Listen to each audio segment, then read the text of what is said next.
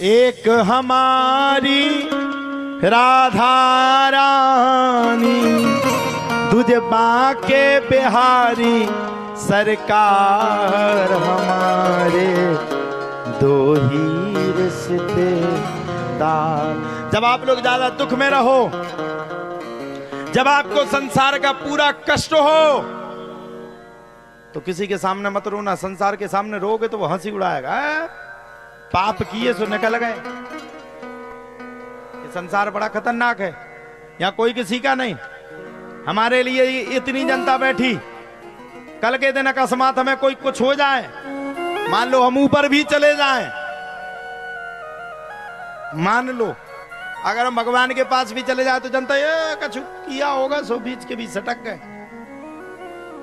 यहां कोई किसी का नहीं है। आपको जब ज्यादा दुख हो, आपको जब ज्यादा कष्ट हो, तो किसी के सामने मत बैठो, अपने कष्ट को किसी से मत बताओ। मां से भी बताओगी तो मां की भी जो बहू होगी वो हंसी उड़ा देगी। दीदी में खुद आदतें खराब है, घर में लड़ाई होती।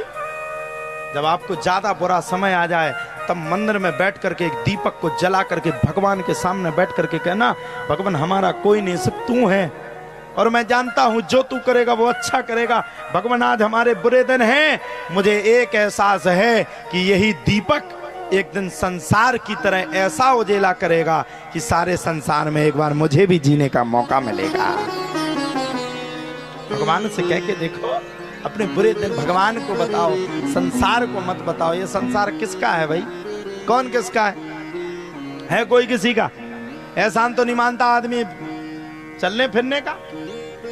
हम अभी यहाँ हैं तो कोई बात नहीं, पीठ पीछे होंगे 2-4-10 गाली दे ही देगा आदमी। हमें पता है कि 90% अगर हमारे पक्ष में तो 10% भगने के बाद गाली देते हैं। 10% लोग विचार करते हैं, विमर्श करते हैं। और भगवान तो इतने प्रेम को मानते हैं। भगवान का तो वो प्रेम है कि माता रुक्मणी ने प्रेम में आकर के भगवान श्री कृष्ण को पत्र को लिख दिया था, तो भगवान रातों रात रुक्मणी के पास जाकर के रुक्मणी का हरण करके और रुक्मणी के साथ ब्याह किया। अब कई लोग कहते महाराज जी भगवान ने खुल्लम मैरिज की, हम लोग क्यों नहीं कर सकते? भगवान ने भैया प्रेम विवाह नहीं किया, भगवान ने पिशाच विधि से ब्याह किया। पिता भी तैयार थे, माता रुक्मणी भी तैयार थी। पिता भी तैयार थे, माता रुक्मणी भी तैयार थी, लेकिन भाई बड़ा कुदृष्टि का था, दुष्ट था। और कहा जाता है जिस संबंध में पिता, माता और बिटिया अगर तीनों जन तैयार हैं तो उस विवाह को कभी प्रेम विवाह नहीं कह सकते। उस विवाह को सबसे संपूर्ण और पूर्ण विधि विधान का विवाह कहते हैं। अब रुक्मी किसी की बात नहीं मान रहा था, अपनी जिद में था, कई बार अपनी जिद में था। रुक्मी इतनी जिद पकड़े था कि मैं ग्वाली के साथ ब्याह नहीं होने दूंगा। अब ध्यान रखना मैया, जिसके भाग्य में जो लिखा होगा वो कभी नहीं हट सकता, कभी नहीं, जीवन में नहीं, जीवन की एक घटा में नहीं।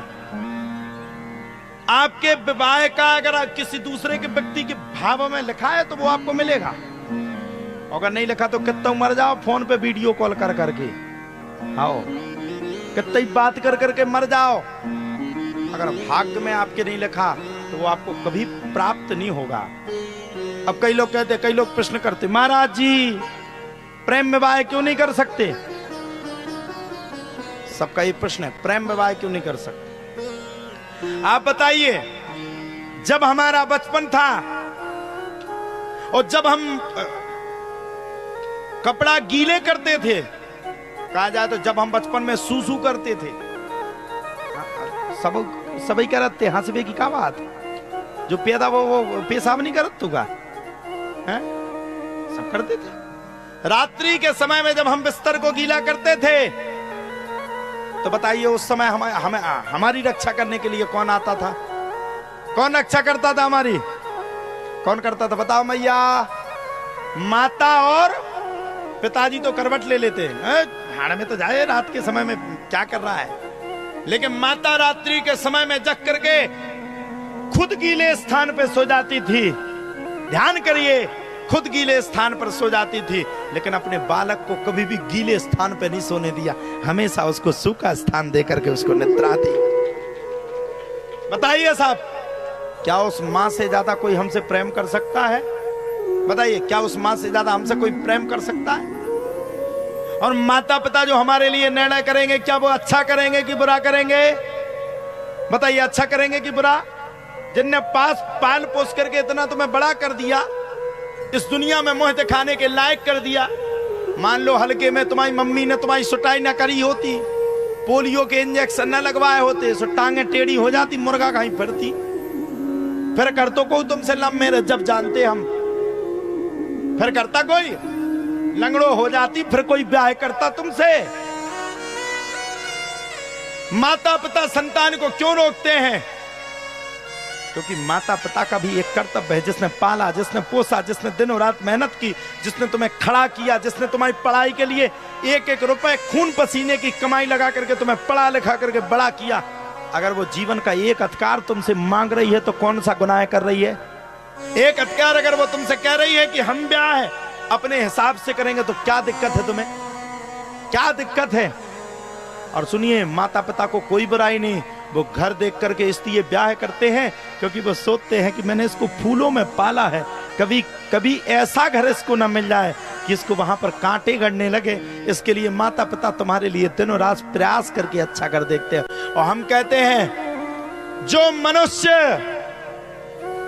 जो व्यक्ति, जो लेडीज या महिला या जो बच्ची माता पिता के खिलाफ होकर के प्रेम विवाह या प्रेम प्रसंग चलाती है, ध्यान करना, वो दो गला घोंटती है, एक ईश्वर और एक ईश्वर के बाद माता पिता जिसने हमें जन्म दिया, उसकी हम इज्जत को बरकरार नहीं रख पाते। पूत कपूत तो का धन संचय, पूत सपूत तो का धन संचय, बाढ़हि पुत्र पिता के धर्मा, खेती उपजे अपने कर्मा। बाढ़हि पुत्र पिता के धर्मा। जो हमारे माता पिता बीज बोते हैं, जो हमारे माता पिता अच्छे कर्म करते हैं, जो हमारे माता पिता कर्म कर करके रखते हैं, सत्कर्म करके रखते हैं, उसका फल हम पा रहे हैं। कोई हमारी कृपा नहीं, कोई अनुष्ठान नहीं, कोई अनुकंपा नहीं, कोई आपने इतना बड़ा एहसान नहीं कर दिया। अगर आपने करोड़ों रुपए भी कमाए तो तुम्हारा बाप पुण्यात्मा था, तब जाकर के तुमने कमा पाए। आज हम इस गद्दी पे बैठे, कोई अगर हमसे कहता है कि महाराज जी तुम बहुत अच्छे कथावाचक हो, तो इस बात का मैं विरोध नहीं करता, बिल्कुल मैं कहता मैं अच्छा कथावाचक हूं, लेकिन मैं बांके बिहारी की पहली प्रथम कृपा बांके बिहारी की, और दूसरी कृपा मेरे माता पिता के आशीर्वाद से, जिसके आशीर्वाद से यहां पर विराजमान। मान लो हमारे माता पिता हमें इस अवस्था में नहीं डालते, मान लो हम गरीबी स्थिति में नहीं होते, तो क्या पढ़ लिख करके बड़े हो पाते? हमको भी मिल जाती पल्सर मोटरसाइकिल, चलने के लिए बढ़िया चश्मा, पहनने के लिए जीन्स का पैंट, और पहनने के लिए बढ़िया 1 नंबर टी शर्ट, और बढ़िया मुर्गा छाप कटिंग। ये नए नए लड़के बैठे कलयुग के भार, ये सबरे भार हैं कलयुग के। आपने एक बात कही थी, हमें ध्यान है, पुष्प सुंदर दिखने से कुछ नहीं होता है? पुष्प सुंदर दिखने से कुछ नहीं होता। सुंदर तो दुनिया दे पास में आएगा, अगर उसमें सुगंध नहीं आएगी, दुर्गंध आएगी तो फेंक देगा, दुर्गंध आ रही। पुष्प को सुंदर दिखना तो दुनिया में चलता है, हम सुंदर हैं, ये तो गुण है, भगवान ने दिया, लेकिन पुष्प को सुगंध आना भी जरूरी है कि संसार उससे प्रेम कर सके। अब दे दो बालकों को, सबसे ज्यादा बालकों को बर्बाद करने वाली अगर कोई होती है तो उसकी माँ।